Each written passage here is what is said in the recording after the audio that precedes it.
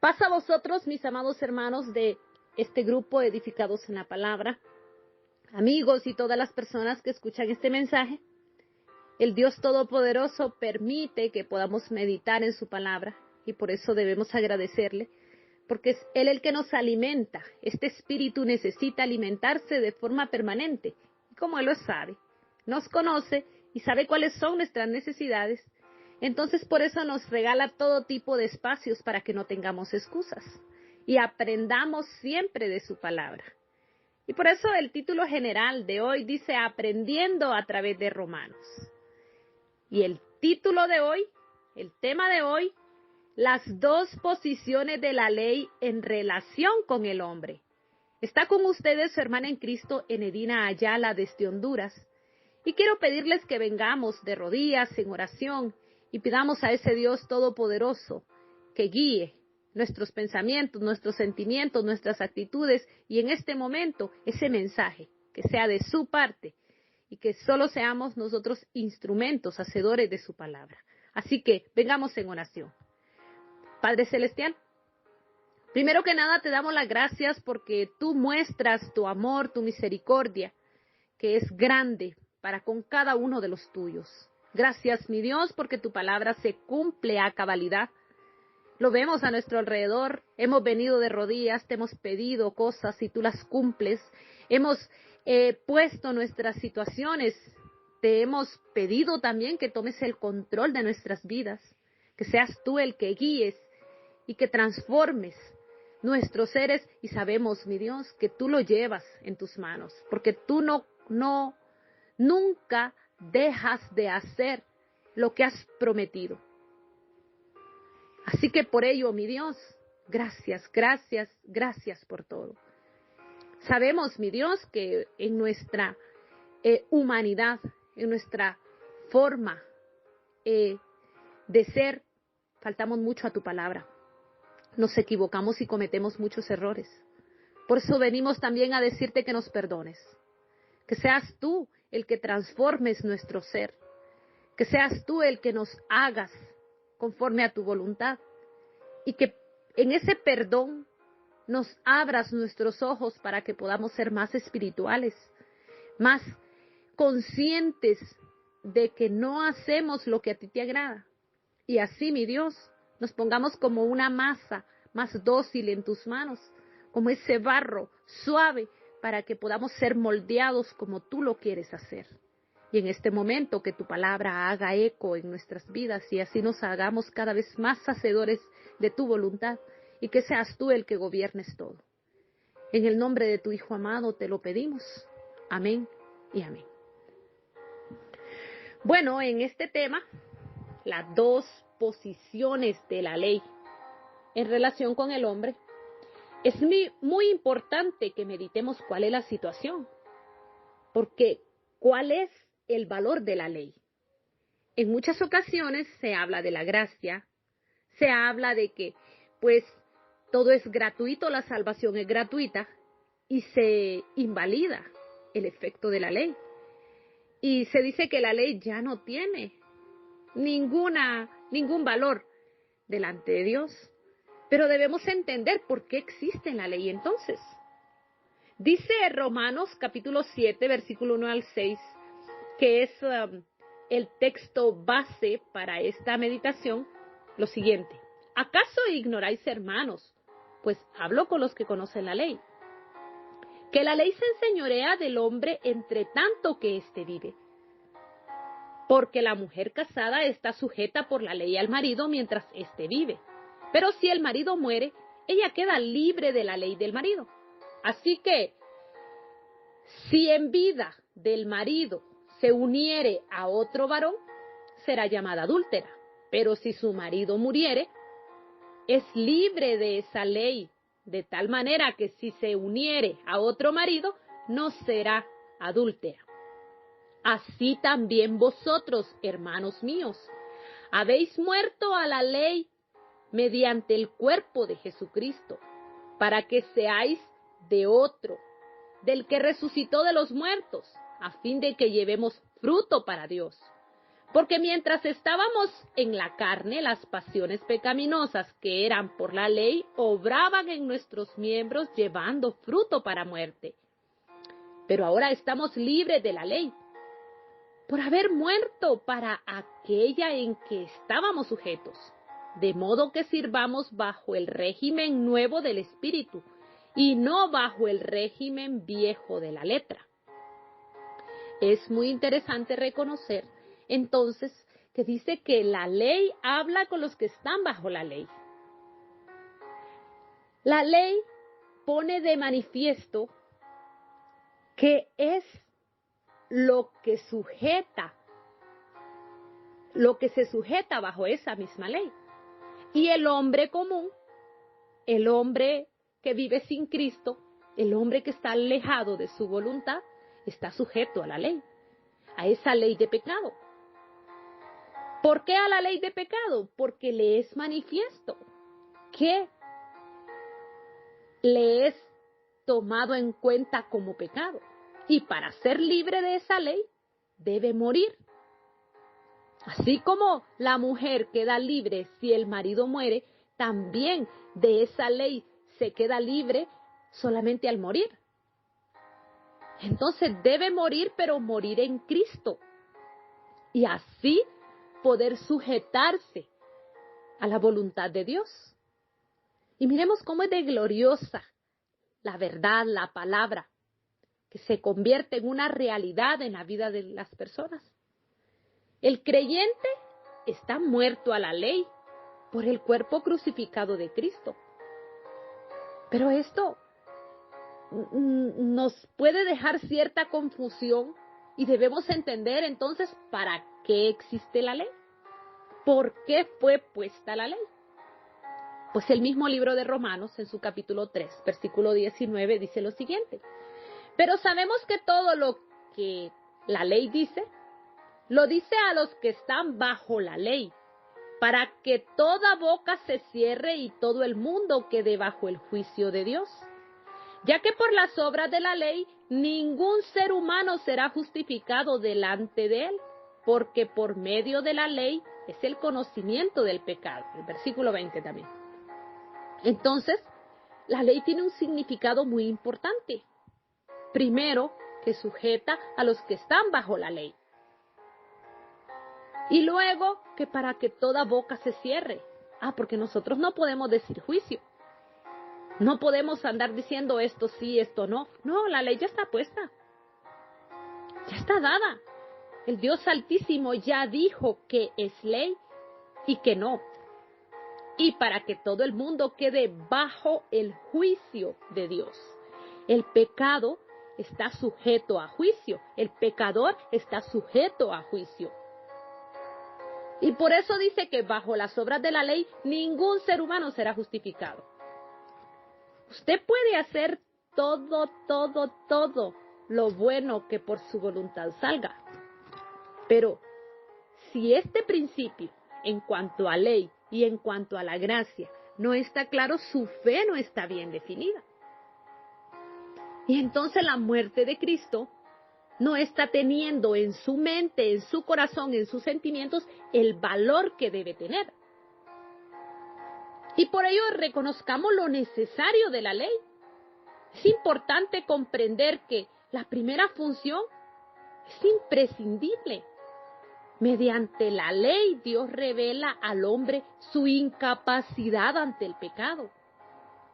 Y solo cuando reconocemos que somos muy débiles ante el pecado, entonces podemos apreciar la obra grandiosa que hizo nuestro Señor Jesucristo en aquella cruz. La muerte de Él tiene tanto significado cuando comprendemos esto, que ahí es donde toma sentido todo. Y también empezamos a entender que como humanos que somos incapaces de quitarnos el pecado. Romanos 7:24 dice, miserable de mí, ¿quién me librará de este cuerpo de muerte?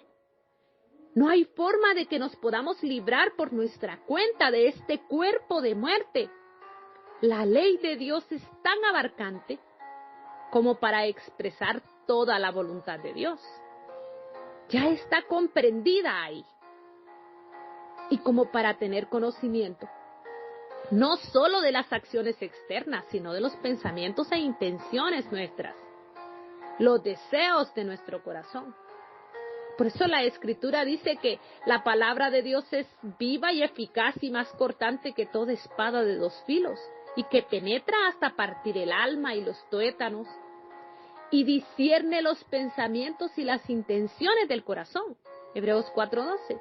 Entonces necesitamos tener claros cuáles son nuestros pensamientos, cuáles son nuestros deseos y cuáles son las intenciones de nuestro corazón. Y solo los que reconocen las demandas válidas de la ley pueden explicar la naturaleza de la expiación y ese valor del sacrificio de Jesucristo. Porque es menester entender que la ley es la que condena al ser humano. Es la ley la que dice cuál es la consecuencia del pecado. Romanos 6:23, porque la paga del pecado es muerte. Y Satanás toma eso y acusa a todo ser humano, aquel que ha cometido pecado. Entonces, dice, la paga del pecado es muerte. ¿Qué mereces si eres pecador? Pues mereces la muerte. Y Satanás, de cierto modo, toma la Escritura y hace sentir culpable a todo aquel que comete pecado. Y bajo la ley, es claro, la paga del pecado es muerte. Satanás acusa de forma permanente. Porque dice, si pecas, ya estás condenado. Pero si nuestro Creador no hubiese resuelto esta situación, el enemigo tendría toda la razón. Pero lo maravilloso de este mensaje es que al estar condenados a muerte, sin escapatoria, condenados por la ley, Cristo decide cumplir la ley a cabalidad y la cumple. Dice, la paga del pecado es muerte. Ok, pagaré con muerte tu deuda.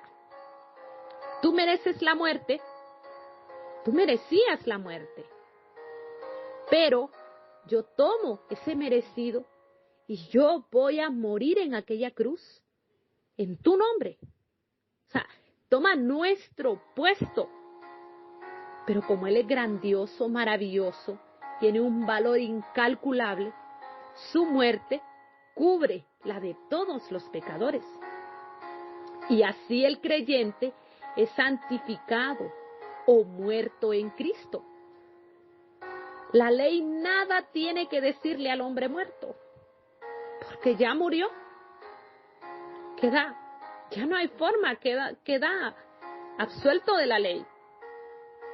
Si repetimos la lectura de Romanos 7:4 al 6, dice lo siguiente: así también vosotros, hermanos míos, habéis muerto a la ley mediante el cuerpo de Cristo, para que seáis de otro, del que resucitó de los muertos, a fin de que llevemos fruto para Dios.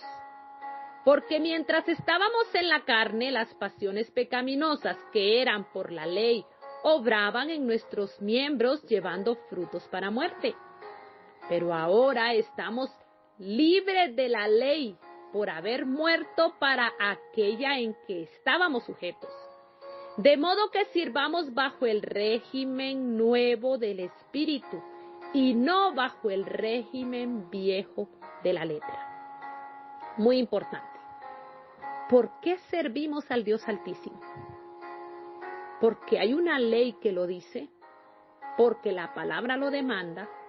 ¿O porque reconocemos que su amor es tan maravilloso y tan grandioso que nos motiva a amarle, que nos motiva a vivir para Él, que nos causa un sentimiento de agradecimiento increíble porque reconocemos que estábamos condenados a muerte y Él quiso quitarnos esa condena y quiso morir por nosotros?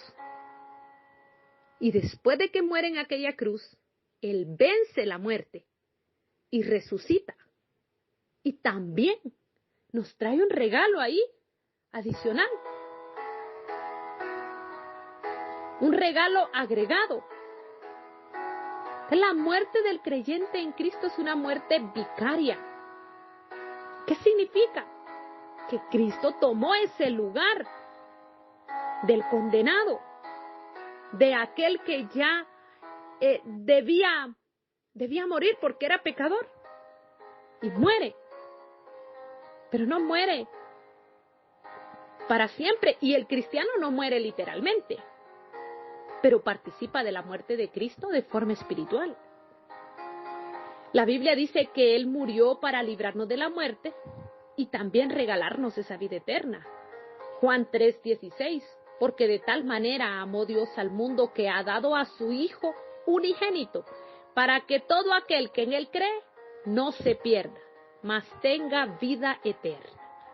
Muy interesante. No se pierda, sino que tenga vida eterna. ¿Y su decisión? ¿Es continuar perdido? ¿O quiere hacer suyas estas palabras? Cristo no quiere que me pierda, sino que quiere darme vida eterna. ¿Y cómo lo puedo lograr? ¿Cómo puedo ser parte de esa vida eterna? Sí, yo sé que Cristo murió por mis pecados, pero ¿por qué me sigo sintiendo culpable? ¿Por qué no me siento liberado? ¿Por qué me sigo sintiendo acusado? Porque no está viviendo para Cristo. Y si no está viviendo para Cristo es porque no está creyendo con todo su corazón. Dice siempre ahí mismo Juan 3, versículo 36, el que cree en el Hijo tiene vida eterna. Pero el que rehúsa creer en el Hijo no verá la vida, sino que la ira de Dios está sobre él. Porque hay una ley que así lo dice. Si usted no se somete a la voluntad del Dios Altísimo, creyendo en la muerte de su Hijo, haciendo efectiva esa muerte en su vida espiritual, reconociendo que estaba condenado, pero que esa condena Cristo la pagó, y viene a sus brazos y vive para Él, entonces está condenado si no reconoce eso, porque se rehúsa a creerlo. Y ya tiene la ira de Dios. Pero el Dios maravilloso es tan bondadoso, tardo para la ira, tardo.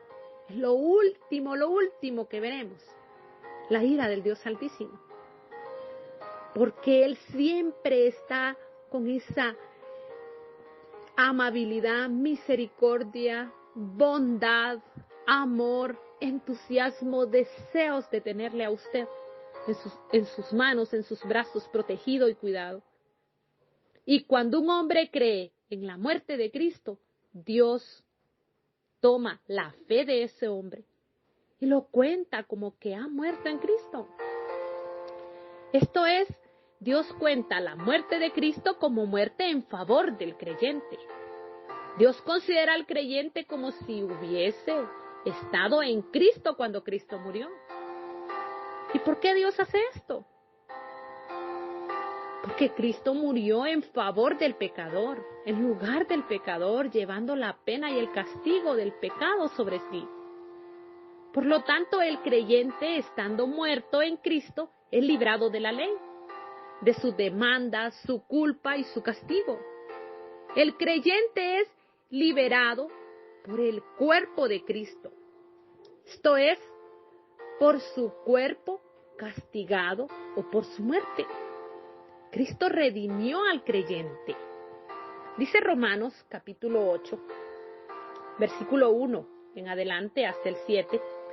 Ahora pues, ninguna condenación hay para los que están en Cristo Jesús, los que no andan conforme a la carne, sino conforme al Espíritu. Porque la ley del Espíritu de vida en Cristo Jesús me ha librado de la ley, del pecado y de la muerte. Versículo 3. Porque lo que era imposible para la ley, por cuanto era débil por la carne, Dios, enviando a su Hijo en semejanza de carne de pecado y a causa del pecado condenó al pecado en la carne,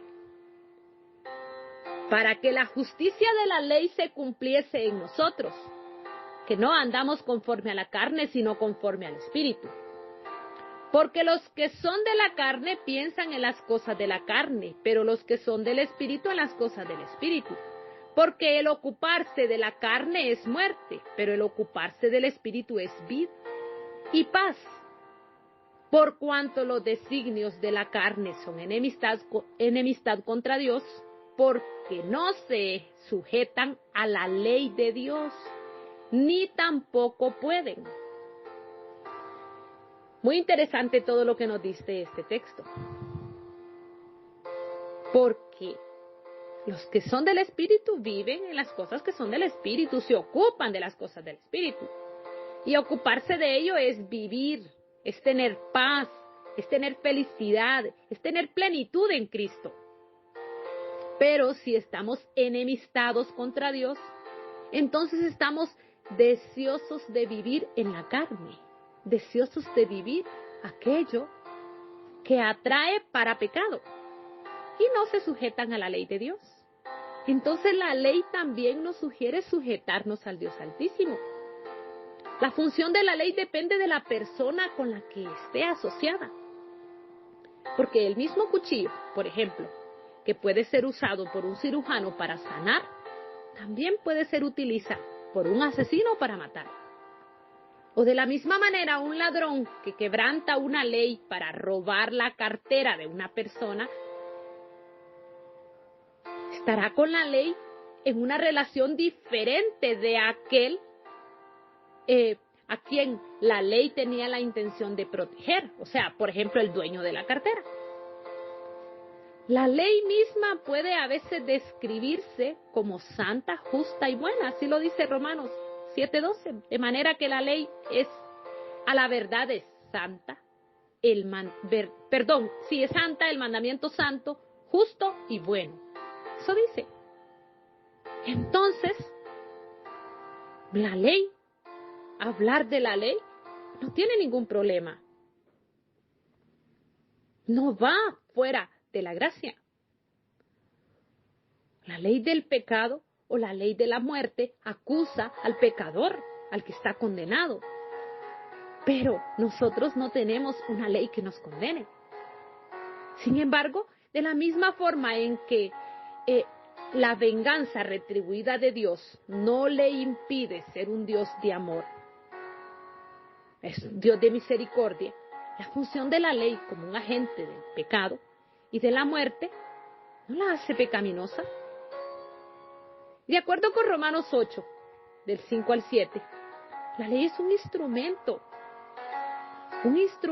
que Dios utiliza de pecado y de muerte para los que piensan en las cosas de la carne, pero de vida y de bendición para aquellos que piensan en las cosas del Espíritu. Esto describe a la persona dependiendo con quién esté casada. O sea, si está casada con el viejo hombre, con aquella antigua vida, y no tiene intenciones de cortar esa relación y unirse a Cristo resucitado, entonces no puede casarse con Cristo, porque sigue todavía atado a aquella vida antigua. Y eso le genera enemistad contra Dios. Y la ley de Dios está puesta en el otro lado, en el lado opuesto, no en el de la protección. Pero esto nos hace entender que la obediencia es fundamental y necesaria para mostrar que valoramos esa salvación y que queremos vivir para Cristo. Hebreos 2, versículo 1 al 3 dice: por tanto es necesario que con más diligencia atendamos a las cosas que hemos oído, no sea que nos deslicemos.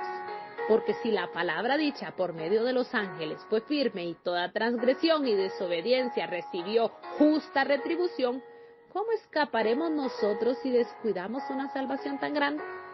la cual, habiendo sido anunciada primeramente por el Señor, nos fue confirmada por los que lo oyeron. Ahora la pregunta es esa. Ya usted sabe que no es salvo por ley, sino por gracia, pero que cuando usted tiene esa salvación, usted quiere vivir para Cristo. Y que la única manera de vivir para Cristo es hacer su voluntad, y su voluntad está escrita en la Biblia, y es esa ley que vivimos, pero que la vivimos por amor, con deseo de agradar al Dios Altísimo, porque somos imperfectos, no la podemos cumplir a cabalidad. Pero, como Él nos lleva de la mano, Él sabe todo lo que hacemos para vivir para Él. Entonces, necesitamos hacer esas obras que nos enmarcan la ley también. Santiago 2:17 dice, así también la fe, si no tiene obras, es muerta en sí misma. Esa fe llena de gracia debe tener acciones de seres creyentes, acciones de seres espirituales, acciones de hombres y mujeres que son cristianos, creyentes en Cristo. Y debemos entender que todo pecado es infringir la ley. Primera de Juan 3:4 dice, todo aquel que comete pecado infringe también la ley, pues el pecado es infracción de la ley. Todo pecado es incumplimiento de la ley. Entonces la ley está ahí para el pecador. Pero debemos entender por eso que somos sujetos a vivir en la ley, pero no porque esa ley nos dé salvación, no porque esa ley nos haga parte del cuerpo de Cristo, sino porque la voluntad de Él es que nos apartemos del pecado. Y para apartarnos son esos mandamientos los que nos dicen cómo debemos caminar, por qué sendero debemos andar.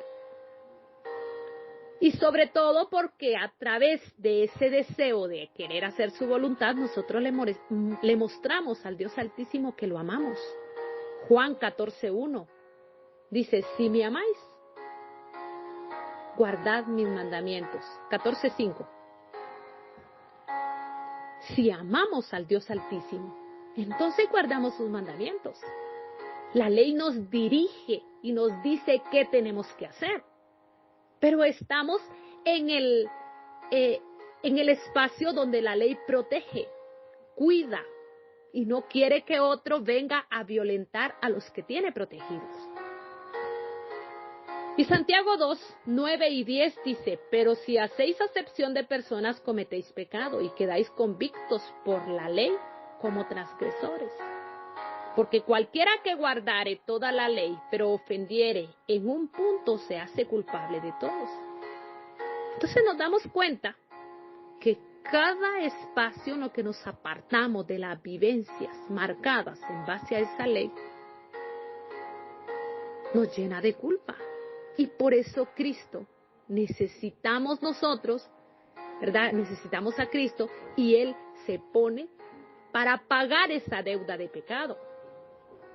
Pero eso no quita que debemos vivir bajo los santos mandamientos que están marcados a través de la Escritura. ¿Y por qué digo santos? Porque el texto dice que la ley es santa, que el mandamiento es santo. Y como creyentes debemos querer vivir bajo la voluntad del Dios Altísimo. Hacer lo que a Él le agrada. Vivir para Él. Creer en Él. Es hacer su voluntad. Es vivir bajo sus mandamientos. Y por eso dice Apocalipsis 14:12, aquí está la paciencia de los santos, los que guardan los mandamientos de Dios y la fe de Jesús. Ahí está marcada. Ahora, ¿cuál lado de la ley quiere tener usted? Eso usted lo decide. Eso nosotros lo decidimos. Si venimos a los brazos de Cristo y aceptamos de Él ese sacrificio en aquella cruz con toda alegría y decimos somos salvos por gracia, con la misma alegría debemos aceptar su voluntad y vivirla y apegarnos a su voluntad porque es lo que a Él le agrada. Y para ello quiero pedirle que vengamos juntos en oración y que le pidamos que Él tome el control completo de todo lo que somos, de todo lo que hacemos, de todo lo que tenemos, para que nos mantenga en ese sendero de salvación y de vida eterna. Así que oremos. Padre Celestial, siempre te decimos gracias, mi Dios, gracias porque siempre tu palabra está allí y llega a nosotros y nos hace reflexionar. Y eres tú el que nos permite ir ascendiendo en esos escalones, despacios, pero seguros. Tu mano nos lleva y por eso te damos las gracias. Y te pedimos, mi Dios, que todo lo que hemos hecho mal, lo que hemos pensado mal, lo que hemos actuado mal, tú lo tomes y lo limpies y nos lleves siempre de la mano. Que tu voluntad nos dirija y que cada uno de esos mandamientos, mi Dios, se planten en nosotros y produzcan las buenas acciones que tú mereces. Sabemos, mi Dios, que no las vamos a hacer a la perfección. Eso tú lo conoces también y por eso te rogamos que nos perdones. Pero que nos hagas con lo que tú sabes que podemos hacer.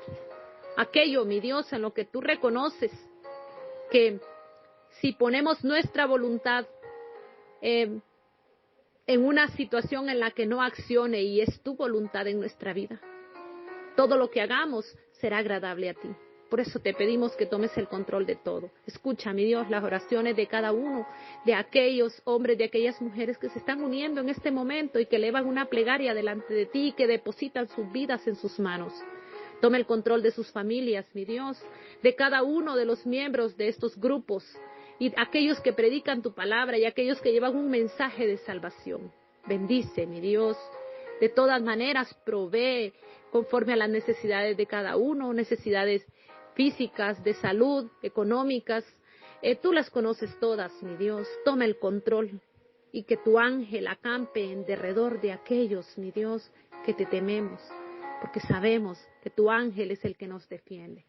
Siempre, mi Dios, confiadamente decimos que nos depositamos en tus manos poniendo todo lo que tenemos y todo lo que somos, nuestra familia, todo lo que está en el porvenir de nuestro día a día, porque sabemos que es el lugar más seguro donde podemos estar.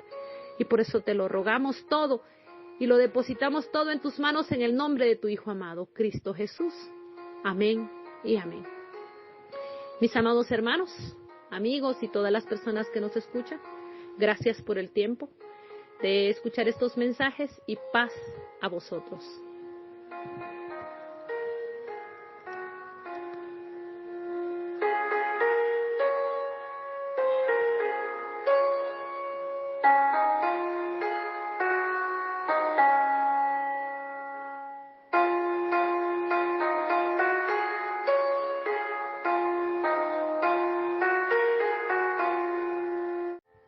Paz a vosotros